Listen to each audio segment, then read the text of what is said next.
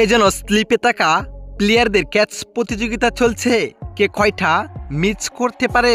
হ্যাঁ দর্শক, আজ আয়ারল্যান্ড সিরিজে শুরুতে বল করতে নেমে দুর্দান্তভাবেই শুরু করেন টাইগার বোলার হাসান মাহমুদ। প্রথম ওভারেই উইকেটের পতন ঘটান এই পেসার। এরপর আরও 3টি উইকেট পেতে পারত বাংলাদেশ, কিন্তু না, তাইজুল মেহেদিদের ক্যাচ মিস করায় রীতিমতোই পার্টনারশিপ করে ফেলেন আয়ারল্যান্ড। দর্শক, নাহিদ রানার এক ওভারেই ইজি 2টি ক্যাচ ছেড়ে দেয় বাংলাদেশ। স্লিপে থাকা মেহেদি হাসান ও তাইজুলরা এবং এত সহজ ক্যাচ মিস করায় বোলিংয়ে রেগে আগুন নাহিদ রানা।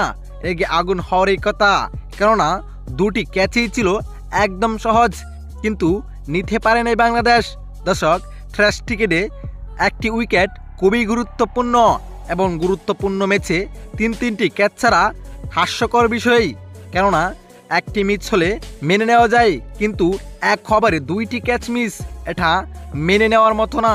দর্শক, বাংলাদেশের একের পর এক ক্যাচ মিস আপনি কিভাবে দেখছেন অবশ্যই জানিয়ে দিবেন আপনার মতামত এই ভিডিওর কমেন্ট বক্সে। ধন্যবাদ।